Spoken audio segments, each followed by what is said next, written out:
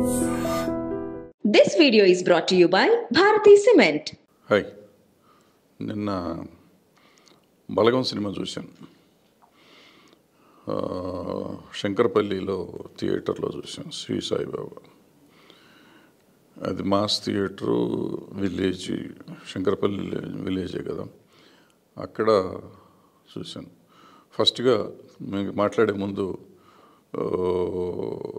బలగం unit producer Harshita Reddy గారిని, అంటే దిల్ రాజు గారి అమ్మాయి, ఫస్ట్ టైం సినిమా తీసిన అమ్మాయి, ఆ అమ్మాయిని, ఫస్ట్ టైం డైరెక్షన్ చేసిన వేణుని, అందులో నటీనటుల్ని, వీళ్ళందరినీ ముందుగా అభినందిస్తున్నాను. తర్వాత విషయానికి వస్తే, ఎప్పుడో 4-5 ఏళ్ల కింద అనుకుంటా తిథి అని ఒక సినిమా వచ్చింది మన కన్నడంలో, నేషనల్ అవార్డు వచ్చింది. ఒక విలేజ్కి వెళ్ళి అందులో ఆ విలేజ్లోనే కొంతమందిని సెలెక్ట్ చేసి ఆ విలేజ్కి ఉన్న ఇవన్నీ కలిపి చేశారు. నేషనల్ అవార్డు కూడా వచ్చింది. అంతా అక్కడ ఆ ఊర్లో ఉన్న వాళ్ళనే సెలెక్ట్ చేశారు, ఆర్టిస్టులను కూడా, వాళ్ళతోనే సినిమా తీశారు. సో నేను అది చూసినప్పుడు అనుకున్నాను, మనకు తీసేవాళ్ళు ఉంటారా తెలుగులో, ఇలాంటివి తీయలేమా అంటే. అది ఏదో గొప్ప సినిమా అట్లని కాదు, బట్ డెఫినెట్గా గొప్ప సినిమానే. ఎక్స్పెరిమెంట్ కొత్త, బెస్ట్. శ్రీనివాస్ రెడ్డి అని తెలుగు ఆయన చేశాడు అది, శ్రీనివాస్ రెడ్డి గారు.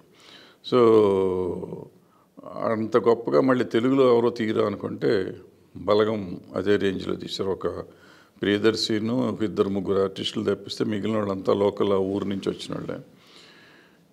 ఇంట్రెస్టింగ్ విషయం ఏంటంటే, దీంట్లో ఒక చిన్న ఇన్సిడెంట్ మీద 2 గంటలు సినిమా థియేటర్లో కూర్చోబెట్టారు. సో ఆ సినిమా తీయాలి అంటే ఆ కథ ఒప్పుకున్న ప్రొడ్యూసర్ గారి తండ్రి గారైన దిల్ రాజు గారిని, అంటే దిల్ రాజు రెగ్యులర్గా ఆయన చేసే సినిమాలన్నీ కాస్ట్లీ సినిమాలు, పెద్ద సినిమాలు ఉంటాయి, పెద్ద సినిమాలు తీస్తారు. మోస్ట్ సక్సెస్ఫుల్ ప్రొడ్యూసర్ వాళ్ళు తెలుగులో ఆయన ఇట్లా చిన్న సినిమా, ఒక విలేజ్లో చిన్న ఇన్సిడెంట్ మీద తీస్తారు అంటే మనమైతే నమ్మలేము. బట్ వచ్చింది, సూపర్ సక్సెస్ అయింది, ప్రజలు చూస్తున్నారు. నేను చెప్పాను కదా, నేను అక్కడ శంకరపల్లిలో చూశాను.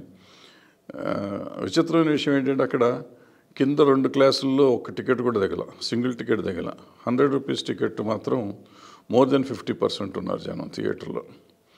సో అంటే మనం థియేటర్లు, టికెట్లు, రేట్లు అది నువ్వు హడావిడి చేస్తూ ఉంటాం. మనం తక్కువ రేట్లు ఉండాలి, కామన్ మ్యాన్కి అందుబాటులో ఉండాలి అంటే కామన్ మ్యాన్ రావట్లే. కామన్ మ్యాన్ కూడా 100 రూపాయల టికెట్లే కావాలనుకుంటున్నారేమో. 3వ వారం ఆడుతుంది, శంకరపల్లిలో 3వ వారం ఆడుతున్నది గొప్ప విషయం ఆ సినిమా బలగం.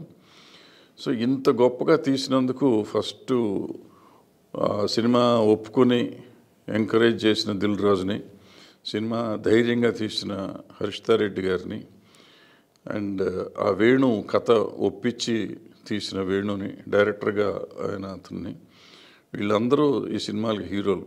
మిగతా ప్రియదర్శి వీళ్ళంతా హీరోలు కాదు, ముందు వీళ్ళు హీరోలు, ఎందుకంటే కథను నమ్మి తీసిన వాళ్ళు హీరోలు. దెన్ ప్రియదర్శి బాగా చేశాడు. అంటే ఒక చిన్న ఇన్సిడెంట్ తీసుకున్న, ఇన్సిడెంట్ మీద మనకున్న సంప్రదాయం, ఒక చావు మీద వచ్చే సంప్రదాయంలో మనకుండే సంప్రదాయాలు, తెలంగాణలో ఉన్న సంప్రదాయాలన్నింటినీ ఒకదాని తర్వాత ఒకటి నమ్మకాలు, ఆ నమ్మకాలని ఎలా ఉంటాయి ఈరోజుకు అది ఈరోజు కథ. కొత్త సినిమా పాటలోని దాంట్లో పుష్ప సినిమా సాంగ్స్ కూడా వినపడ్డాయి. అంటే నిన్న మొన్న జరిగిన కథ అనమాట. అంటే ఇంకా వెనకబడతనం ఉందనుకోవాలో, లేకపోతే ఈ నమ్మకాల్లో ఇంకా మనం వెనకబడే ఉన్నామనుకోవాలో తెలియదు. బట్ ఈ నమ్మకాలన్నీ నిజమైన నమ్మకాలు, అప్పటికే ఉన్నాయి. సో ఆ నమ్మకాల మీద ఏమేమి జరుగుతాయి, ఎలా చిన్న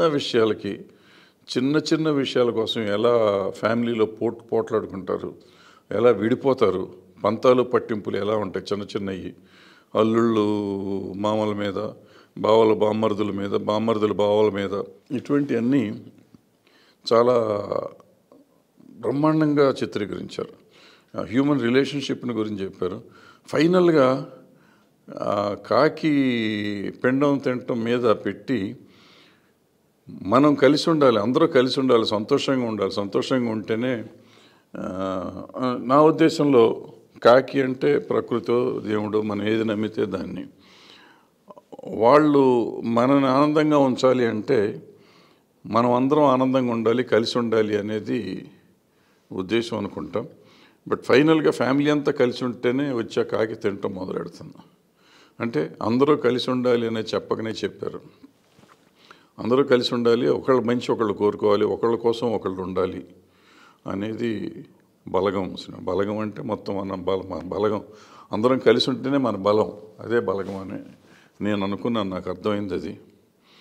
సో అంత అద్భుతమైన సినిమా తీసినందుకు, తెలుగులో తీసినందుకు, అది కూడా అండ్ మోస్ట్ సక్సెస్ఫుల్ చేసిన దాన్ని సక్సెస్ఫుల్ సినిమా చేసిన ప్రజానీకానికి కృతజ్ఞతలు చెప్తూ, కంగ్రాచులేట్ ప్రొడ్యూసర్ని, డైరెక్టర్ని కంగ్రాచులేట్ చేస్తూ, ఆర్టిస్టులను కూడా కంగ్రాచులేట్ చేస్తూ, మ్యూజిక్ ఒకటి సినిమాకి చాలా అద్భుతంగా చేశాడు మ్యూజిక్.